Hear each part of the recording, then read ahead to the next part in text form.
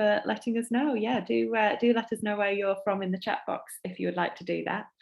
So thank you for joining Hannah and myself today for Hannah's talk on the myth of the sunflower, Oscar Wilde, the De Morgans and aestheticism. You will notice that your cameras and microphones have been disabled. That's just to ensure that there's no distractions for our speaker. I'll be on the call, but I will take my video and my microphone off to make sure that Hannah doesn't have me staring at her all the way through the talk as well. But if you do need to ask anything throughout, or you've got any questions, pop those in the chat box and then I can put the questions to Hannah at the end. So without further ado, I'll introduce Hannah and then hand over, and I know she's got a small introduction to do herself before she starts the talk. Hannah Squire, BA, MRes, University of Birmingham, is an art and literature historian, researcher, writer and curator. She is currently working on an English literature MA exploring the activism fiction created by members of the Women Writers' Suffrage League in the early 20th century. Her research interests include women and LGBTQ+ lives in the 19th and early 20th century, with a focus on their artistic and literary output. Until 2020, she was Assistant Curator, National Public Programmes at the National Trust, working on national campaigns to create curatorial content focused on inclusive histories. Before this, Hannah worked at Wightwick Manor for over 3 years, where she curated the second only solo exhibition of Elizabeth Eleanor Siddal's art and poetry, Beyond Ophelia, in 2018. And in 2019, she co-curated Look Beneath the Lustre, an exhibition of Evelyn and William de Morgan's work, which is on display still now at Wightwick Manor in Wolverhampton. She has also been a volunteer at Wightwick for over 10 years and is currently working on some exciting digital projects with the Pre-Raphaelite Society. So no one better to introduce this fantastic subject of sunflowers to us today. Thank you so much, Hannah, and it's over to you. Hello, everyone. Thank you so much, Sarah. Sorry, I didn't realize how long-winded that introduction I sent you was. Oh, perfect. Yeah, so my name is Hannah, and I'm sorry I had to postpone this talk, which was meant to be, I think, in August in the summer. I just had some health issues that meant it had to be delayed, but I'm so glad you're able to join us now live, or if you're watching this recording later, hi as well, and thanks for listening. So before we start this talk, I do have a confession to make. This is the first time I've ever given this talk, and I realised yesterday that I've completely overindulged in sunflowers. I feel like this is something Oscar Wilde would approve of, but it means that what was meant to be like a 40-minute talk, my research turned into twice as long. Don't worry, I won't be talking for 2 hours. It just means that this is going to be a part 1. And I'll give you like a teaser, and I'm going to do a part 2 of the talk as well. And I tried to, there's so many aesthetic sunflowers I missed out, and I was trying to be quite concise, but I just got completely overwhelmed. There's just so many fascinating, interesting representations of the sunflower in many different mediums. So yes. As we only have a limited time as well, I've had to kind of limit the parameters of this talk. So the sunflower and the myths and ideas wrapped up in its form have inspired artists and designers for centuries. And I'm not going to go into the long history of sunflowers in art and culture and different meanings ascribed to them. I could talk a bit about Van Gogh or the Dutch masters, and other representations that flourished in Europe after the introduction of sunflowers from their native land in the Americas in the 16th century, which is a result of European trade and colonization, but I just don't have time. There's actually a really lovely blog post on the De Morgan Foundation website, which talks a little bit about the Dutch masters of Vincent van Gogh representation of the sunflower. And I've forgotten the volunteer's name who wrote the piece, but it's a really lovely short piece, so do check that out. I'm also not going to talk about the sunflower's use in the United States. It's really interesting that it was adopted as the emblem of the National American Suffrage Association, 1896. It was kind of seen as a symbol of enlightenment. There's some really recent representations of the sunflower as well in art. I don't know if you know Chinese artist Ai Weiwei in 2010. Beautiful artwork of sunflower seeds at the Tate Modern in London. And of course, very recently at the Tokyo Olympics, all the Olympians were given sort of sunflower bouquets.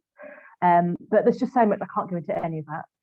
So I'm literally just going to talk about and focus on the importance of the sunflower, the motif of the aesthetic movement in the fine and applied art in Evelyn and William de Morgan's work and at Wightwick, and discuss how these representations fit into kind of the wider fashion for sunflowers in art, literature, fashion and design, with a focus mainly on Britain during the mid to late 19th century.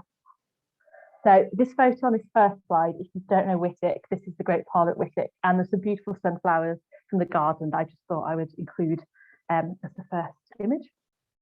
So this talk developed from the exhibition I curated with Sarah in the autumn of 2019 here at Wightwick Manor in Wolverhampton. I'm actually coming to you today from the servants' hall here at Wightwick. Unfortunately, I'm not in any of the rooms with the William Morris or De Morgan or sunflowers, but I am here at Wightwick giving this talk.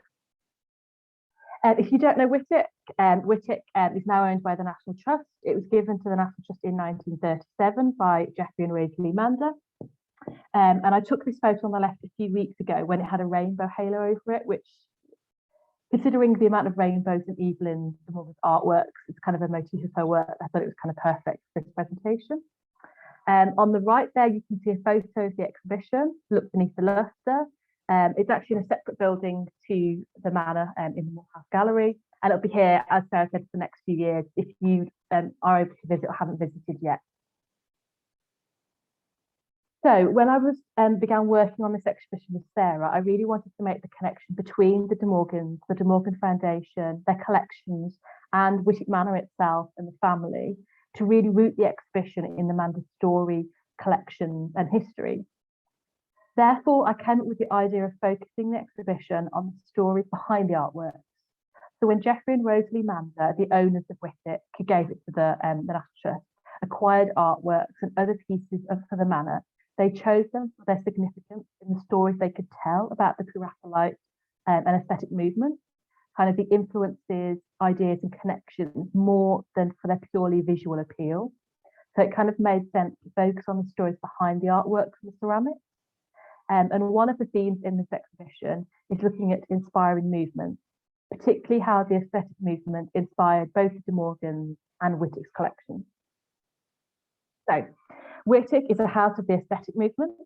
In 1884, so 3 years before Wightwick was built, Theodore Mander, Theodore and Flora, his wife, built the house, Geoffrey's father, attended a lecture in Wolverhampton on The House Beautiful by art critic, writer, and aesthete Oscar Wilde. Theodore listened while Oscar spoke about this movement, which encompassed education, art, furniture, fashion, architecture, literature, and many other aspects of artistic expression. This talk inspired the interiors of Wightwick 3 years later, became a house of the aesthetic movement. William stained glass and William De Morgan ceramic integral to the design. And I really love these notes that Theodore took, which are in the archives here at Wightwick.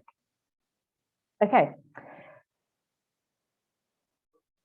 I also discovered in our local archives, Wolverhampton Archives, that the local newspaper Wolverhampton Chronicle also documented Oscar Wilde's talk.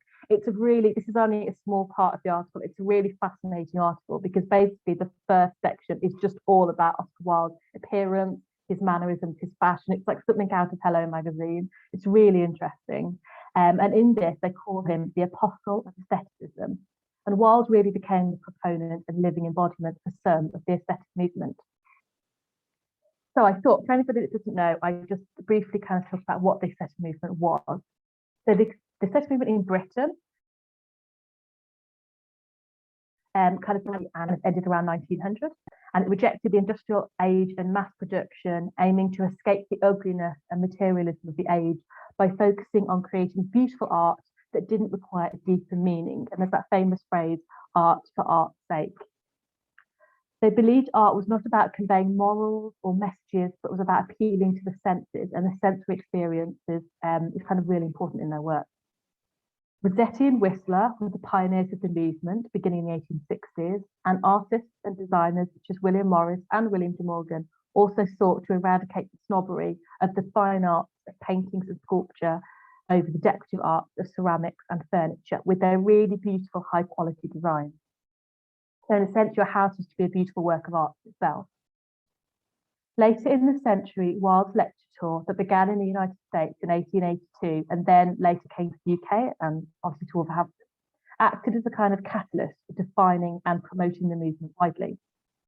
So Oscar Wilde describes the movement as a principle and not a style. There are some key motifs that reappear in aesthetic pieces and feature predominantly in the Look Beneath the Lustre exhibition at Wightwick. Critic Walter Hamilton, who was the first writer to identify the movement, described the lily, the sunflower, and the peacock feather as distinctly the badge of the true aesthete. So I could have talk about any of these symbols, and all three of those feature in the exhibition. There's such rich materials, but I decided to focus on the gaudy leonine beauty of the sunflower, as Wilde described it here in his poem, You See in the Centre, Autumn. Oscar Wilde, in his first lecture, The English Renaissance, highlights the sunflower as well as the lily as perfect models of design.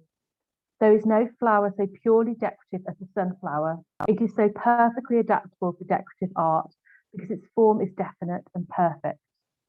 The sunflower's distinctive shape allows it to be easily recognisable as a design motif, and its simple and iconic form meant it suited many different mediums of artistic expression.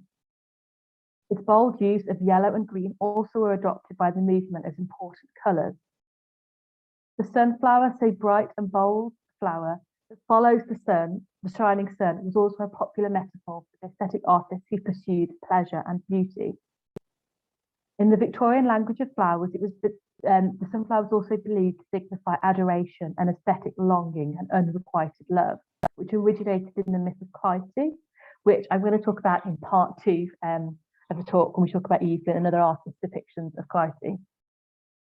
The sunflowers became so synonymous with the aesthetic movement, and Oscar Wilde particularly, that I love this Punch magazine cartoon here on the left, created by Linley Sanborn, caricatured him as kind of the embodiment of the sunflower. Punch had done actually lots of caricatures, and he kind of invented this figure of the outrageous aesthetic dandy in its pages, and this is just an example of one of them. I also want to include here the image on the right, which was created in the United States as part of an 1882 series of advertising, these trade cards that show Wilde kind of surrounded and almost in conversation with the sunflowers and the lilies. And I love how his kind of posture matches the lily behind him in this image. Also in here is the lion, referencing Wilde's leonine beauty. So the comparisons of the sunflower with the lion. And I love how his mane looks like the petals of the sunflower. The dollar sign references also how successful and lucrative these tours of America were. So Oscar Wilde arrived in New York in January 1882 on his first trip to North America at the instigation of the producer Richard Doyley Carte, so that American audiences would understand the satire of the aesthetic movement in the opera Patience that he was financing. Between January and November of 1882, Wilde visited and lectured in 125 American cities. He lectured on the subjects of art and decoration, inspired by the words of Whistler, Ruskin, Morris, and Pater. He began his first public speaking event in New York a week after he arrived on the 9th of January. He gave an hour-long talk, his first talk, entitled English Renaissance, in which he described the aesthetic movement as, I call it our English Renaissance because it is indeed a sort of new birth of the spirit of man, like the great Italian Renaissance of the 15th century. So this first talk that Oscar Wilde kind of wrote focused less on being kind of prescriptive about interior design. This came later on his talk, the development of his 2 later lectures, The Decorative Art and The House Beautiful, which was the lecture that was heard here in Wolverhampton. This new kind of printing technique shown on the right of chromolithography, I managed to actually say that right this time, I've been practicing, created colourful images that were cheap to print. So it was used kind of extensively to disseminate all sorts of advertisements, including those associated with Wilde. And it really shows how sort of fashionable Wilde was and how much the aesthetic movement was able to kind of sell products. So manufacturers, both in the UK and the US, manufacturers of household items such as wallpaper and paint, created cards depicting Wilde in a variety of poses and postures, typically with sunflowers and lilies, to sell these fashionable products. The Mander family at Wightwick made their money in paint, varnishing and printing inks. And I've gone through some of their adverts trying to see if there's any kind of aesthetic advert that they did with sunflowers or with a kind of Wilde depiction. I haven't found one yet, but if anybody does, let me know.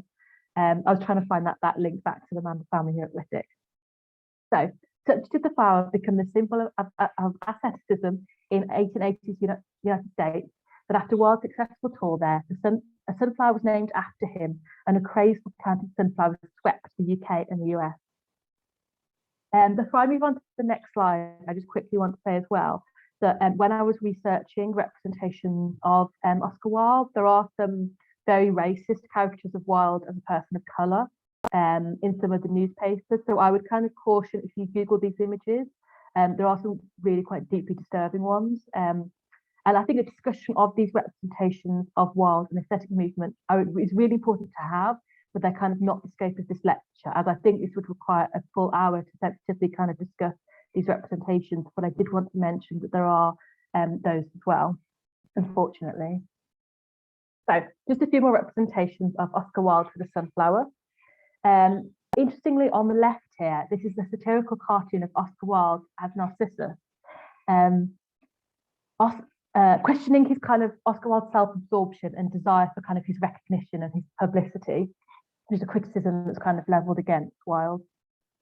Naturally included in this image is a sunflower he's holding in his hand, you can see here on the left, which kind of comes back to this connotation of sunflowers represented with unrequited love and kind of adoration, which also relates to the myth of Clytie as well. The caption in the picture reads, "Mr. Oscar Wilde, you are not the first one that has grasped at a shadow." The hills behind Wilde include a fictional quote from Echo, who is Narcissus's lover, female lover, stating he's an aesthetic sham. And the text on the right, which I'm sorry you really can't see, retells the myth of Narcissus. So this image of a man overly obsessed with himself, particularly his beauty, also can be read to have a kind of a queer subtext. Narcissus also effectively rejected Echo's love, a female spirit who approached him, preferring his own male self to the desired object. In part 2 of this talk, so not in this one, I'll come back because there are some interesting queer readings various academics have done with figures associated with sunflowers, particularly looking at Clytie and female representations of Clytie. Yes, so narcissism was a common critique of the contemporary media against aesthetes and against Wilde as a group, particularly of the male gender, really, as attempt to kind of emasculate them. It's kind of part of Victorian gender distinctions. So moving on, the song sheet in the middle. So using Oscar Wilde's image and the wider fashion aesthetic movement tropes was big for business. And music sheet publishing was incredibly lucrative business in the second half of the 19th century. And publishers realised that by kind of tapping into the fashionable movement and depicting symbols of the aesthetic movement would help them to sell thousands of sheets. So here we have a kind of typical representation of an aesthetic male wearing a velvet jacket and cravat. His hands are clasped in adoration at the fashionable sunflowers that kind of tower over him. They're in this white and blue china vases, which also very synonymous with the aesthetic movement, and Japan as well is featured in this design. We can see the crane behind the man in the wallpaper. In Japan was a big influence also on the aesthetic movement, its design. And finally, on the right here in this slide, I wanted to skip very briefly to the end of the 19th century for a moment and just think about the colours of the sunflower as well and its associations and kind of what these led to become. So by the 1890s, another term became associated with the focus of art for art's sake. It had its origins in aestheticism, and often the two terms kind of overlap, and that is the word decadence. So the colour yellow, a striking feature of the sunflower, came to be associated with both the aesthetic movement and the decadence movement, kind of reinventing and subverting a colour, yellow, that had been associated before with sickness and also with kind of bruising and decay, which is really kind of taken up by the decadence movement. And this was a connotation that kind of continued through. If anybody's read the brilliant feminist novel Yellow Wallpaper by Charlotte Perkins Gilman, that idea of kind of yellow being associated with a kind of sickness reoccurs. A number of Wilde's poems refer to the colour in relation to aestheticism. For example, I love the titles of these poems: Symphony in Yellow, Remorse, A Study in Saffron, and In the Gold Room, A Harmony. So I included the Yellow Book in this slide because of the kind of influence of Wilde. So although obviously he never published in it, and he was quite dismissive of the Yellow Book himself, Aubrey Beardsley, who was the illustrator of Wilde's Salome, was appointed the art editor for the Yellow Book. And it was a fashionable magazine that kind of ran for just 3 years, between 1894 to 97, taking its name from the notorious covering, the yellow covering into which controversial French novels were placed at the time. And it's in fact a yellow book, which corrupts Dorian Gray in Oscar Wilde's novel, The Picture of Dorian Gray. So this kind of also speaks to potential kind of queer and controversial connotations of the colour. Okay, so rewinding, going back earlier to the year before Oscar Wilde set off for America to give his lectures, the sunflower and the colour yellow and its associations with the aesthetic movement was notably depicted by social observer and artist William Powell Frith in this painting of the Royal Academy Summer Show opening. Oscar here on the right, towering over everyone, has a lily in his lapel and a notebook in his hand, referring to his writings as an art critic. And the lily, obviously another important symbol of the aesthetic movement. In the foreground, a bright, strikingly dressed woman, aesthetic fashion kind of dominates the foreground of the painting. To the left, a woman wearing a loose, puff-sleeved aesthetic outfit with a sunflower pinned to her chest, kind of shows once again that association of sunflower as a signifier of an interest in the aesthetic movement, along with the aesthetic dress and also the colour green. The woman next to her also is in a shade of yellow, once again coming back to that association of yellow and green with the sunflower and also with the aesthetic movement. So the painting perhaps comments on the new, innovative, fashionable aesthetic movement that was kind of taking over the traditional Royal Academy rules of art. Okay, on to fashion. So a principle of the aesthetic movement was that art embraced the crafts, interior decoration and dress, as well as the high arts of painting, sculpture and architecture. Many commentators of fashion were associated with the aesthetic movement and the visual arts. So we have, for example, William Morris, Walter Crane and Oscar Wilde all wrote and lectured about dress and textiles. They argue for the beauty of the natural form and that a woman's clothes should reflect her shape. Rejecting the artificial high fashion of the era, they encouraged richly covered draped fabrics. Women were told to look at the Raphaelite artists to find representations of simple, medieval-inspired draped dresses with unconstricted waists and sleeves to not inhibit a woman's movements. For example, this beautiful painting on the left here, Rossetti's Mona Rosa, is a portrait of Francis Leyland, whose husband, Frederick Leyland, and his peacock groom I will return to later.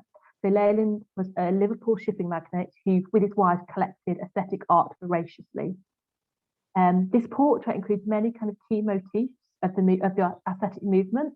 So you've got on the far left in the background, you can see this beautiful peacock fan, blue and white Chinese vase, and most noticeably, the female figure's loose-fitting, heavily draped dress covered in these beautiful golden sunflowers can be seen as a kind of a precursor painted by Watt on the far right of the slide, but also depicts a female figure in an aesthetic outfit covered in sunflowers. Inspired by the Raphaelites, later in the 1880s, two of the main proponents of aesthetic dress were the writer Oscar Wilde and his wife Constance, you can see here in the black and white photo, both of whom gave lectures on the subject. Constance is shown here in this photograph dressed in a loose-fitting aesthetic dress at the time. And it was actually around this time as well that the Rational Dress Society was also founded in London on similar principles. Interestingly as well, with Constance's wardrobe, the significance of the colour yellow is also noticed. So Constance's wedding dress was itself a yellow. A very pale shade of yellow, but yellow nonetheless. And also featured, she had a beautiful saffron coloured shawl. Constance was also described in the early days of her marriage as wearing these really beautiful yellow stockings, which sound fabulous. So once again, that association of the colour yellow with aestheticism and therefore with sunflower. The third image in this slide, so Thomas Wardle was a businessman and known for his innovations in silk dyeing and printing on silk. And he collaborated with the designer William Morris, visited his dye works in Leek, Staffordshire, to learn how to use natural dyes. Wardle's connection with Wightwick will again feature later, his name will come up again. But this silk sunflower pattern dress fabric highlights again the fashionability of aesthetic design and shows how the kind of sunflower was so synonymous with the movement and used so often.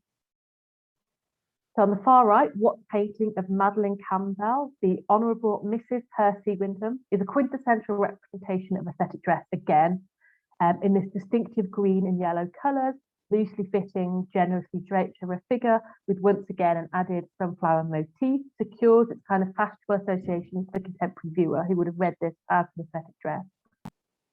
Madeline herself acted as a hostess for the Souls, which was a group of aristocrats who preferred the pursuit of culture to hunting, shooting, and fishing, which is very aesthetic. And another portrait of her, a later kind of more finished painting of her created by Watt, which is probably inspired by this earlier image, was included in the first exhibition at the Aesthetic Home of Art, the Grosvenor Gallery, although that later painting, her dress is much darker and no longer features the sunflowers. So as I said, a painting of her featured at the Grosvenor Gallery, which was where Madeline and her husband as well loaned many artworks for the gallery's inaugural exhibition. So moving on to the Grosvenor Gallery. So the Grosvenor Gallery, there's an image here on the left of what it, imagine what it would have looked like, was satirised in Gilbert and Sullivan's Patience, which I mentioned earlier, was D'Oyly Carte to finance Patience being put on in America as a kind of, which satirised the aesthetic movement. Notably in that, there is a line which says, "A greenery gallery, Grosvenor Gallery, foot in the grave young man." So once again, these kind of yellow and green were featured, kind of came synonymous with the aesthetic movement and also with the Grosvenor Gallery itself. There are featured colours in the space. So the lavish interiors of the Grosvenor Gallery featured these gold columns and also green Genoese marble. So the Grosvenor Gallery opened in 1877 on New Bond Street in London, and it generated a really massive shift in the conventional Victorian art world in its exhibition of these avant-garde aesthetic artists like Edward Burne-Jones, James Bucknell Whistler, and G.F. Watts, and other kind of leading members of the aesthetic movement.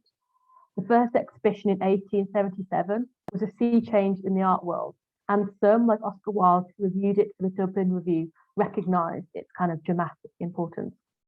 I'm really sorry, I need just a bit of water for a second. I've been practicing this talk today and my mouth is so dry. Oh, sorry for the gold thing. Okay, where was I? So yes, Oscar Wilde reviewed the first exhibition at the Grosvenor Gallery from the Dublin Review.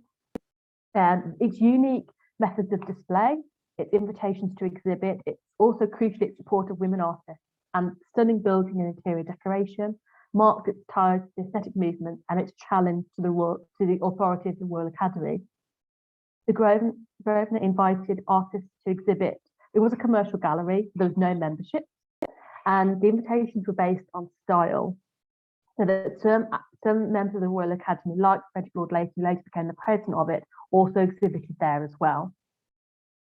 One of the artists who exhibited at the first exhibition was Lawrence Alma Tadema. He exhibited a number of works, including one mysteriously just called Sunflowers, which I've kind of been unsuccessful in finding. I found a review, a contemporary review of the artwork in the Architect Journal, but unhelpfully, it just describes the painting as a perfectly dazzling piece of sunshine, which is beautiful, but incredibly vague. The only painting by Tadema I found that includes kind of sunflowers in this way as an important part of the painting is this A Hearty Welcome, that features a profusion of sunflowers in the background. So I thought I'd include it here. So the importance of the sunflower as a subject in its own right in the 1870s and 1880s can be seen in these two beautiful paintings. On the left, A Sunflower by Frederick William Frohawk. He was known really for his illustrations, and he wrote books about butterflies. Actually looks like it could have been painted at Wightwick Manor. It's very typically aesthetic interior. You can see a Chinese porcelain vase with what might be an ornate sort of Flemish tapestry behind it. On what looks very similar to at Wightwick, we have this 17th century English oak chest that it sits on. And in his The House Beautiful lecture, Oscar Wilde stated, "Flowers you will have, of course, about your room, but don't have all kinds of flowers vaguely arranged or crowded together in great bouquets. Some flowers, such as roses and violets, whose greatest beauty is their colour, are made to be seen in masses.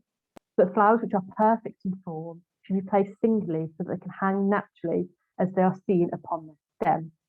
Here you can see the sunflower is shown to its full effect on its own as the focus of this canvas, and would have been kind of easily identifiable to a contemporary viewer as a representation of the aesthetic movement, a representation of beauty with no particular didactic message or meaning. Also on the right, we have Barbara Lee Burlington Smith's painting of sunflowers.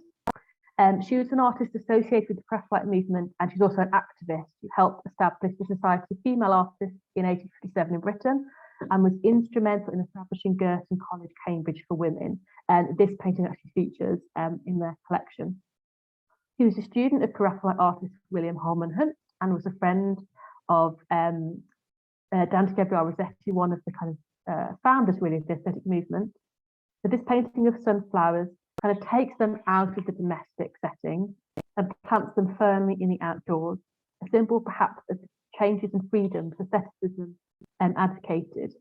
In line with her activism, sunflowers kind of grow free and unrestricted, but they also kind of droop at sunset. But it reminds me a bit of Evelyn de Morgan's later work of Clytie, and it perhaps might allude to the myth associating the sunflower with feminine. Although with the height of the sunflowers towering over the sun, the optimism, I think, society in this painting is quite different to Evelyn's depiction. So heading back to the Look Beneath the Lustre exhibition and focusing on other representations of sunflowers in different mediums. First of all, I wanted to show this beautiful plate by William de Morgan that features quite predominantly in the exhibition. You can see it there on the right. Okay. So both Evelyn and William were inspired by the aesthetic movement and incorporated sunflowers in their art, and also inspired it. So William was influenced by an influence of aesthetic movement's belief in the raising of the decorative art to be as prestigious as the high art of painting.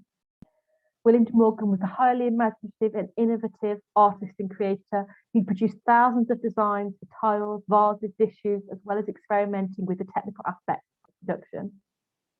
A close friend and colleague of William Morris, de Morgan's work was rooted in the artistic ideals of the arts, crafts, and later aesthetic movement, rejecting industrial methods in favour of the handmade and aimed to improve people's homes with objects that were truly beautiful.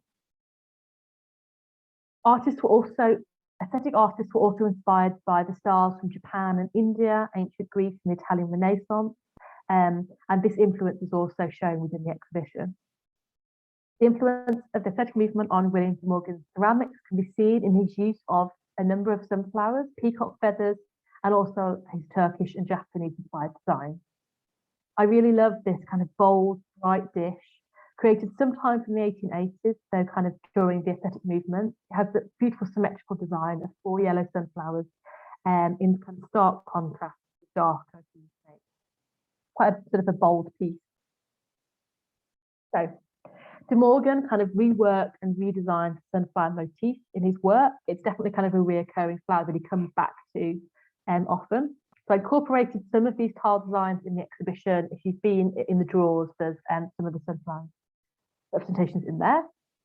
So the colour variation and reworking of the look of the sunflower through the colour variation and reworking of the look of the sunflower, you can see how inspiring the bold outline was to de Morgan, and how in demand this flower was for people's homes, kind of wanted to be part of this fashionable aesthetic style. The red sunflower design, and you can see the top, the top on the left, was a de Morgan design for William Morris.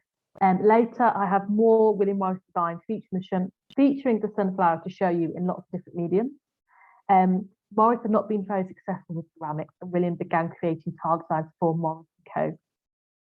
You can see here the kind of the evolution of the motif. So the very top left image is much more kind of simple, and that was actually created using Dutch blank tiles, which kind of gave a very heavy lustre firing, whereas the use of middle top, the use of the pressed clay dust tiles allowed kind of much greater detail to be incorporated. And I just really love as well, despite obviously the sunflower being associated with the colours yellow and green, de Morgan kind of adapted it to many different colours. You can see also the blue colourway as well. There's so many more beautiful different kind of sunflower design tiles William de Morgan did that I just chose 6 to show you. Okay. Wightwick has in its collection a large number of tile design papers, very rare and very fragile. And this one on the left shows a different representation of this distinct sunflower form, like a larger tile design. And on the right, this is designed by De Morgan for a red lustre dish. Shown alongside some of the tiles in the previous slide, that it's very distinctive shape of the flowers allows it to be kind of recognized quite immediately as a sunflower in different colorways, but also these different designs kind of shows De Morgan the adaptability of the sunflower to create slightly different shapes, different patterns, but still be recognizable as the flower itself. So moving on to another ceramic that's at Wightwick that has a sunflower design on it. So for Whistler, Rossetti and Wilde, ceramic collecting was focused on the antique, creating what was being defined as a China mania. Wightwick has a few ceramic objects that were actually owned by Rossetti as part of their collection. They were bought because of their association with Rossetti. Alongside there's a vast array of blue and white china here at Wightwick, which is obviously very fashionable and part of the aesthetic movement. But alongside De Morgan's ceramic representations of sunflowers in the manor, the Mander's collection also includes these two moon flasks, which feature a sunflower design. By the 1870s, lots of historic styles had been reinterpreted by aesthetic designers, and they began to kind of create these eclectic ceramics, combining multiple styles of motifs, varying designs, and usually incorporating the sunflower in a kind of an array of different guises. So these two moon flasks, created by Royal Worcester, are heavily inspired by aesthetic movements for occupation with Japanese and Chinese design. The moon flask was a very popular form of art pottery during the aesthetic era. Originally, this very distinctive shape, this full moon porcelain surface, was used to hand paint symbolic designs for Chinese imperial palaces and was then later adopted by Japanese artists. So this English interpretation incorporates the colours of red and gold, significant to Chinese culture, with a dragon motif on the neck, featured alongside, you can see in the image on the right here, a close-up, alongside a sunflower wrapped around the bottom of the flask. So it's sort of an amalgamation of different cultural references to kind of create a sort of quintessential aesthetic object. And these two are on display in one of the guest bedrooms, Wightwick, in the Indian Bird Room. So a few more objects at Wightwick. So I talked earlier about the importance of the colour yellow in aestheticism, and these images at Wightwick show the use of this gold yellow shade around the manor. So on the left, this is in the billiard room downstairs at Wightwick. This Morris & Co. stained glass window design features what appears to be, I think it's one of the flowers, looks to me like a sunflower motif. And I had a quick check beforehand about this. Obviously, William De Morgan designed stained glass for Morris & Co. And just the amount of sunflowers I've looked at created by Morgan, I'm just wondering whether this is actually stained glass by De Morgan. We don't know. I need to look more into that, but it could be. But it is, yeah, what I believe representations of sunflowers.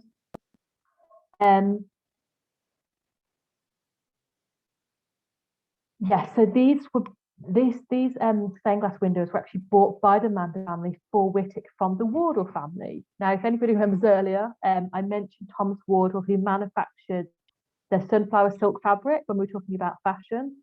And he, like De Morgan, collaborated with Morris. So these originally came from Wardle's home and were brought to Wightwick. On the right, top right, another stained glass panel, this time in the drawing room at Wightwick, was created by a preeminent stained glass window and a friend of Theodore Mander who built the house, Charles Kemp. These were actually bought by the Manders from Kemp's own home in Sussex. There's actually 5 designs, so 4 depicting the seasons, and then there is a quote from, these are based on William Morris's The Earthly Paradise. So here, this is a representation of the embodiment of summer. Appears to have, I think it might be sunflower design incorporated. So if you look attached to the female figure's waistband, there's this, I think it looks like a sunflower attached to a piece of wood. I don't know what this is. I've been trying to work out, the poem doesn't help, what this is that's dangling from her waist, but it looks to me, on her lower leg, it looks to me like a sunflower motif, I would say. And the drawing room itself, so which these stained glass sit in, At the moment, if you've been now, it's covered in a William Morris Devon Rose green wall covering. But originally, this image on the bottom right, it was originally this beautiful bright yellow cover. So this is actually a piece of the wallpaper that still exists that is kind of hidden now in the corner under a wooden seat that's incorporated into the wooden paneling in the room. And I can just imagine this room that originally would have been incredibly bright and yellow and very aesthetic and would look quite different to the way it does now. So once you start looking for sunflowers, you just keep finding them everywhere. So when I was kind of walking around at Wightwick and finding them out, I also found this beautiful sunflower motif on the bedspread in the honeysuckle guest bedroom. The attention to detail and artistry of the bedspread is in keeping with the aesthetic movement's desire for the applied arts to be seen on an equal footing and for handmade beautiful pieces to adorn your home. This embroidered bedspread was created by Sarah Lily Constant at the height of the aesthetic movement, with sunflowers central to the beautiful design, which complement, you can just kind of see the bottom of them, the May Morris bed hangings that also adorn the bed. Unfortunately, we haven't been able to find out much about Sarah, but we do have this incredible piece of her talent for embroidery on display in the space. Okay, another fabric featuring sunflowers at Wightwick. On the left here is this chair, which is in the Great Parlour at Wightwick, covered in Morris & Co.'s golden stem design, which I really love. I think it's just such a bold, big sunflower, which was designed by John Henry Durrell. He designed many of the latest wallpapers and textiles released by Morris & Co. And he rose to become Morris & Co.'s chief designer by 1890, creating designs for tapestries, embroideries, wallpapers, woven and printed textiles, stained glass and carpet. Golden stem, as the design is known, has a large and bold sunflower. It's also incorporated, so not only is it on this chair at Wightwick, it's also incorporated on the fireplace valance and also as curtains. So it's kind of a reoccurring fabric in the manor. Another design by Durrell here in the centre in the 1890s, this isn't at Wightwick, and also shows the sunflower motif being redesigned in kind of a smaller way on fabric, known as the sunflower fabric, which has really quite distinctive leaves. And on the far right, this bedspread designed by Morris also shows a similar but earlier design of a sunflower in a very different colourway. And it sort of shows the longevity of the sunflower as a motif in Morris & Co.'s work. So, another National Trust property, Stand End in Sussex, which like Wightwick features many designs by William Morris and De Morgan, was created a few years after Wightwick in 1891 and also features aesthetic motifs throughout. Designed inside and out by Philip Webb, the wall lights you can see here feature a rectangular bronzed copper sconce. Sorry, that picture in the centre is mine. Not the best, but I recently visited Stand End and saw this beautiful sitting room. So yes, the sconce here you can see is embossed with a sunflower and a foliage design, which was originally designed by Philip Webb and then was created for this room specifically by the artist coppersmith John Pearson. So Webb kind of allowed Pearson some freedom in interpreting his design. And what I love is each sunflower is slightly different. So in this room, more broadly, Webb kind of made sunflowers a motif. So you can see just below the copper sconce sunflower is Morris & Co.'s sunflower wallpaper design. And also the fireplace, which I haven't got a photograph of, unfortunately, also features sunflower design. So this room, sunflowers are a prevalent theme. Okay. On the left here, you can see that sunflower wallpaper again, which I showed at Stand End, just in a different colourway, and you can see a bit more of the detail of the sunflowers here. On the right, we have a further two Morris designs, Kennett and Paul from the 1880s, which again feature this distinctive sunflower shape as part of their designs with varying different colours. So also at Stand End, Morris & Co. even incorporated the sunflower motif into their furniture design. This distinctive occasional table at Stand End was designed by George Jack, who created furniture for Morris & Co. from 1880 after working in the offices of Philip Webb. So responsibility for the design of almost all commissioned furniture passed to Philip Webb. His influence was enormous. And from 1880, his assistant, George Jack, Greater commercial success in the 1880s may be due to the influence and involvement in shaping aesthetic taste led to the opening of a Morrissey shop also in Manchester in 1883. All these varied designs and different household objects kind of show the versatility and fashionability of the sunflower in this era. The final piece of furniture that features the sunflower I would like to discuss.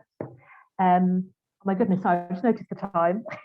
I'll speed up a bit. So the final piece of furniture that features sunflowers I want to discuss before I kind of end this first part of the talk are these iconic Thomas Jekyll designs.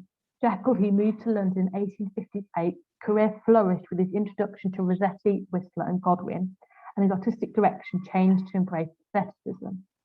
Jekyll's Japanese Pavilion for the Philadelphia Centennial Exhibition of 1876, which you can see in a black and white photograph in the centre, combined Japanese ornamentation, or kind of a Western idea of Japanese ornamentation, which was so revered, copied or reimagined by aestheticism, with representations of other methods, including these railings consisting of wrought iron sunflowers. The striking beauty and skillfully crafted detailed sunflower shapes helped confirm the sunflower as an aesthetic motif a few years before it became synonymous with Oscar Wilde. On the left of the slide, you can see the detail of the sunflowers. The ornateness of the leaves and the sunflower head are particularly noteworthy. Sunflower seed heads are intricate, consisting of spirals of individual seeds, and careful observations of Jekyll's work shows just how accurately he kind of mastered and was interested in the complexity of their patterns. Jekyll's sunflowers also adorn the andirons and the grates of the infamous peacock room created by Whistler and Thomas Jekyll, seen in the photograph on the right. These iconic items originally decorated the fireplace in the home of the shipping magnate Frederick Richard Leyland, who I mentioned earlier, as his wife was the subject of Rossetti's Mona Rosa painting, and sat amongst a multitude of other decorative items symbolising the taste of the aesthetic movement. The whole room was transferred to the Freer Museum in the USA, and despite, I think, the many other interesting, incredible features of the room, including the gorgeous golden peacock, my eye, I'm biased, my eye is definitely always drawn to the Jekyll sunflowers. So, it shows how much I kind of have run away with sunflowers. We're almost at 10 to 1, and that is only the first half. So just before I pass back over to Sarah for any questions, I'll quickly just show you a sneak preview of the other slides. So I'm going to do part 2, another 50 minutes at another point, not now, because I know it's a lot to concentrate on, of just some of the other areas I want to explore, particularly around Evelyn de Morgan, the Pre-Raphaelite early representation of the sunflower, and book illustrations. So I'll just quickly just go through a few. So this is an image of the exhibition, some of the artwork at Wightwick. So 2 of our paintings at Wightwick feature Evelyn de Morgan's Women with Sunflowers.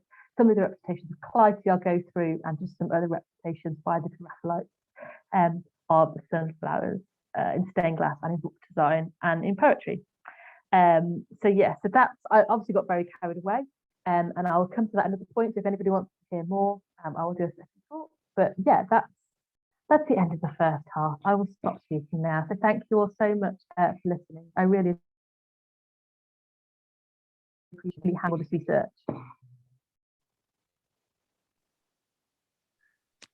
Hello, I hope everyone can see me. I hope you've got me back. I've not come onto my own screen yet. I can see you, There we go.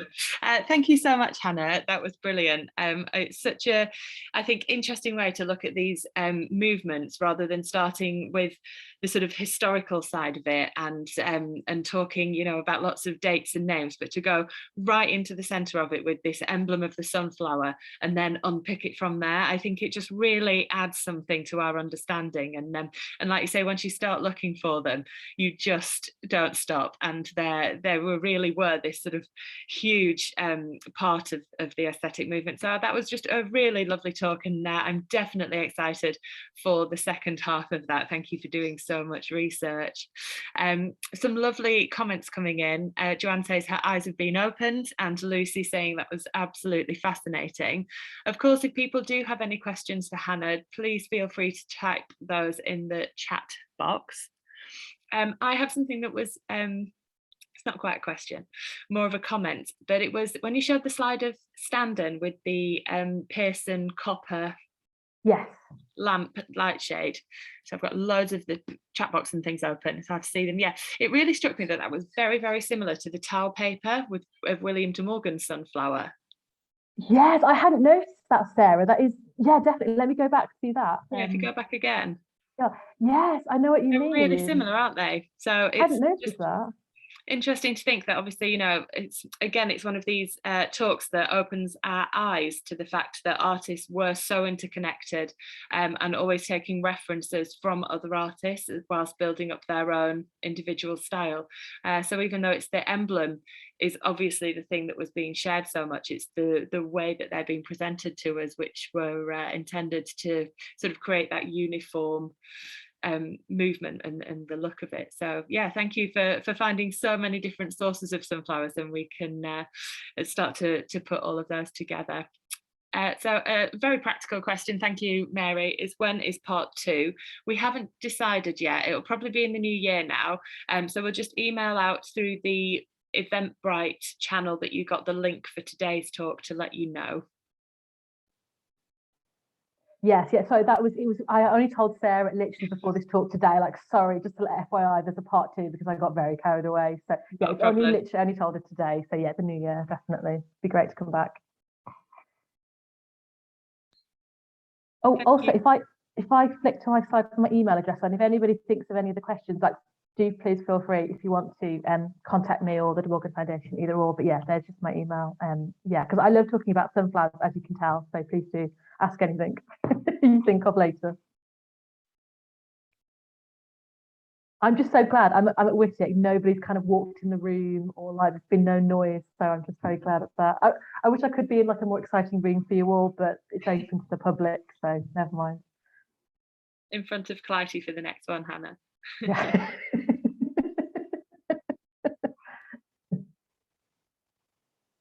Right, it doesn't look like there are any more questions coming through. I think everyone's probably just absorbing those beautiful pictures that you shared. Thank you for putting so many fantastic slides together, Hannah, and just sort of reeling off the information. I know I am, and it's certainly a lot of food for thought. Again, not a question, but another sort of aside from the slides that you show us is that Barbara Bodichon was actually William de Morgan's landlady for a while in the 1870s, and it was actually her house that we believe he set on fire whilst testing his tiles in the in the fireplace there. So that's another sort of one of these links, like I said, that really come up and are really obvious, I suppose, when you sort of tackle these subjects in a thematic way, which you did so brilliantly. Okay, we do have some questions, so I'll ask you these final 2 and then I'll let everybody get on. So Lynn wants to know, do you know how close the artists of the time were and how the exchange of ideas outside of lectures took place? We know Oscar Wilde visited G.F. Watts and Mary Watts at home. Did he also know the De Morgans? That's a very good question. I'm not sure how much Oscar Wilde kind of interacted with the De Morgans. I know he's very much inspired by De Morgan and Morris, and if you kind of read his lectures and the notes that we have, there's very much, I'll use the word paraphrasing, that's a nice way to put it, of their kind of ideas, and moved in the same circles. I assume so, but I haven't actually looked into the Oscar Wilde and De Morgan connection. And there are so many, the more you look into it, as Sarah said, there's so many connections between the artists, kind of in the salons in London, which are predominantly run by kind of women, of people coming together, exchanging ideas. Also places like the Grosvenor Gallery were great for getting people together and having these kind of discussions, as well as obviously kind of discussions in print as well that were being had in the newspapers. So yeah, but I don't know about Oscar Wilde's connections to De Morgan. That is, I love researching, so that is definitely something I'm going to go away and have a look at. Well, I'll give you a small head start, Hannah, is as well as everything that you've mentioned. Oscar Wilde was a regular at the Grosvenor Gallery, as you told us, and he, in one of his extensive reviews of one of the first Grosvenor Gallery exhibitions, was very complimentary about Evelyn de Morgan's painting Night and Sleep. So he certainly knew of the de Morgans and of their work, but it would be interesting to see if that goes any further in the other direction, sort of what the de Morgans thought of Oscar Wilde. Yeah. Definitely. So a final question is, Hannah, could you please include sunflowers represented in terracotta moulds used on buildings in part 2? Yes, I did have them. This slide deck was originally about 50, so the fact it's 35 is a miracle. And I did have, there are some really beautiful around the country terracotta design. I did have them in there. I took them out because like this is getting ridiculous. But yes, if you, I don't know who's the name of that person, but whoever you are, That's from Sue. Sue. Okay, Sue. The next part is focused a bit more on paintings, but for you, I'll add the terracotta tiles back in. Yeah, there's so many more. I think somebody else could do this talk and have a completely different set of references, completely different paintings and images. It's so much. It really just shows the kind of overwhelming nature of how important sunflower was in this era. But yes, I did have them, but I took them out. Sorry, Sue. No, like you say, it's such an enormous subject that you have to cut it down somehow. Lovely. Well, thank you very much, everybody, for joining us for this lunchtime talk, and I'll let everybody go off and get their lunch. Thank you so much, Hannah. It's been great to have you, and we're really looking forward to part 2, and we'll let everybody know when that is as soon as we've set a date. Thank you, Sha. I'm going to go sit in front of Clytie for a little bit while I'm at Wightwick. So yeah, I'm just going to go back and be obsessed with sunflowers. So thank you all. And I'll see you in the new year. Thank you. Bye-bye, everybody. Thanks, Hannah. Thank you, Sarah.